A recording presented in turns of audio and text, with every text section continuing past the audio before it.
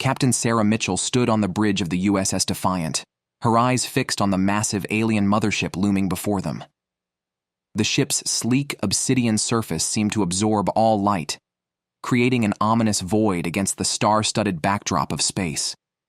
For the past decade, humanity had been locked in a devastating war with the Zar'konian Empire, a technologically superior alien race bent on conquering Earth and its colonies. But today was different. Today, the impossible was happening. "Captain," Lieutenant Rodriguez called out, his voice tinged with disbelief. "We're receiving a transmission from the Zar'konian flagship. They're requesting to surrender." A hush fell over the bridge crew. Sarah's heart raced as she processed the information. After years of relentless battles, countless lives lost, and entire planets reduced to ash, could it really be over? "Put it on screen," Sarah ordered, her voice steady despite the turmoil of emotions threatening to overwhelm her.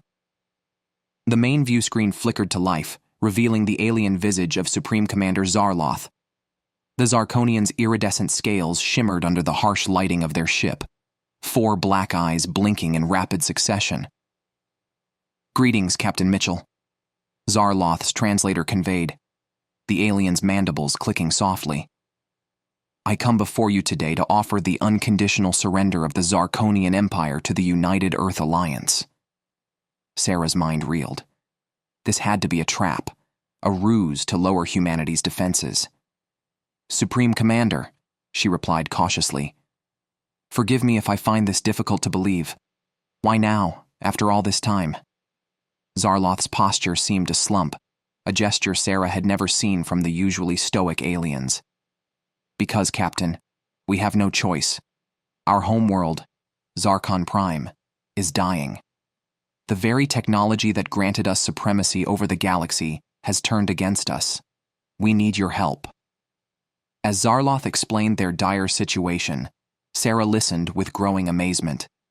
The Zar'konians' advanced quantum reactors, which powered their massive fleets and devastating weapons, had begun to destabilize.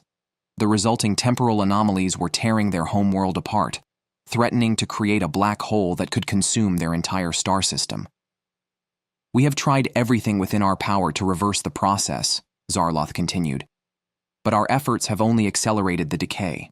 Our scientists believe that human technology, particularly your work with temporal shielding, may be the key to saving our world." Sarah exchanged glances with her executive officer, Commander David Chen. The temporal shielding project was highly classified, a last-ditch effort to protect Earth from the Zar'konians' time-altering weapons. How did they know about it? "And if we refuse?" Sarah asked, her tone neutral. "Then we, and likely much of this sector of the galaxy, will perish," Xar'loth replied solemnly.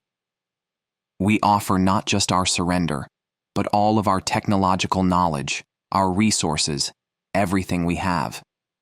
In return, we ask only for your help in saving our people." The implications were staggering.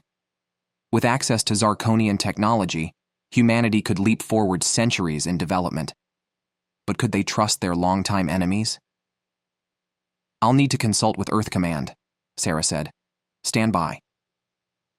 As the transmission ended, the bridge erupted into a flurry of activity. Sarah turned to her senior staff. "Opinions?"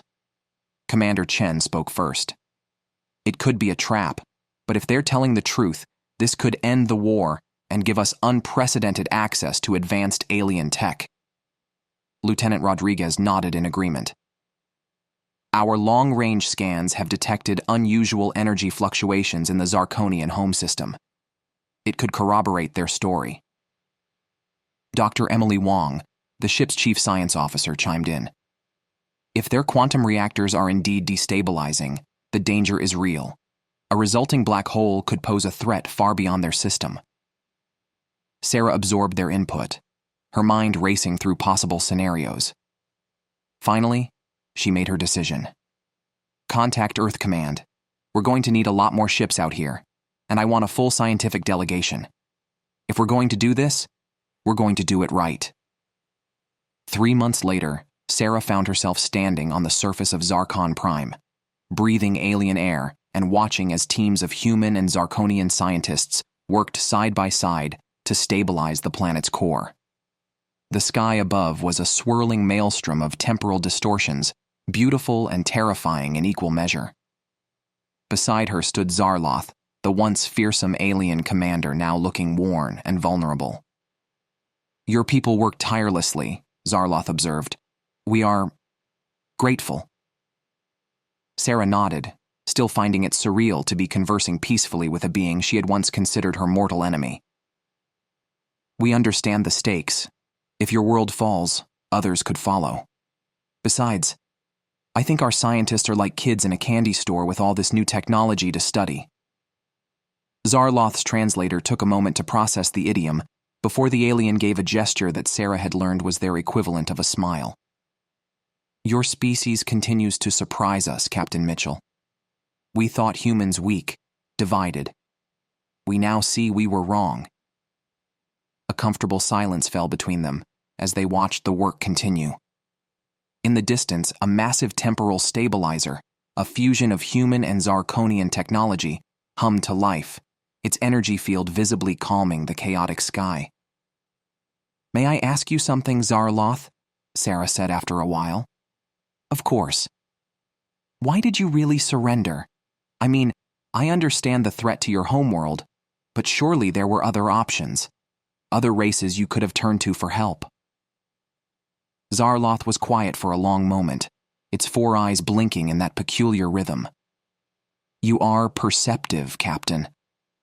The truth is, we had been watching your species closely throughout the war.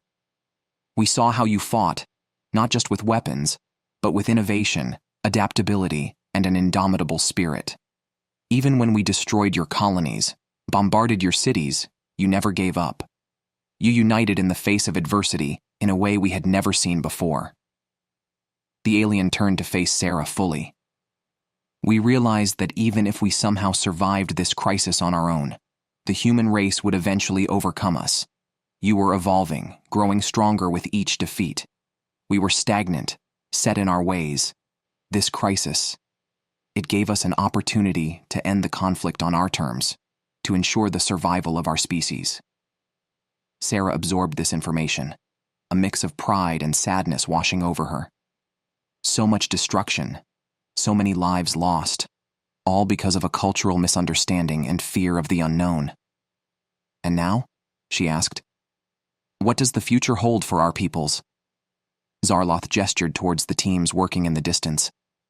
"Now we learn from each other. We evolve together. Perhaps in time we can atone for the harm we have caused and become true allies." As if on cue, a cheer went up from the assembled scientists. The primary stabilizer was fully operational, and already the chaotic swirls in the sky were beginning to calm. "Captain Mitchell!" Dr. Wong called out, rushing over with a Zar'konian scientist in tow. "We've done it. The core is stabilizing, and the temporal anomalies are dissipating. Zar'kon Prime is going to survive." Sarah felt a weight lift from her shoulders. They had done it. Against all odds, they had saved an alien world and possibly changed the course of galactic history. "Excellent work, Doctor," Sarah said with a smile. "I think this calls for a celebration. Xar'loth, would you care to join us? I believe it's time our peoples learned to enjoy each other's company." The alien commander nodded, a gesture it had picked up from the humans. "I would be honored, Captain. And perhaps you could teach me more about this candy store you mentioned earlier?" Sarah laughed, a sound that would have been unthinkable in the presence of a Zar'konian just a few months ago. "I'll do you one better. Wait until you try ice cream." As they walked together towards the human base camp, Sarah couldn't help but feel a sense of hope for the future. The road ahead would be long and undoubtedly filled with challenges, but today had proven that even the bitterest of enemies could find common ground. The war was over. The Zar'konians had knelt before humanity, not in defeat, but in a gesture of mutual respect and cooperation. And together, they had risen to face a threat greater than their conflict. As the twin suns of Zar'kon Prime began to set, painting the now calm sky in brilliant hues of purple and gold, Sarah Mitchell allowed herself a moment of quiet satisfaction. Today marked not just the end of a war, but the beginning of a new era for both species. The galaxy, it seemed, was full of surprises, and humanity, with its new alien allies, was ready to face whatever challenges lay ahead.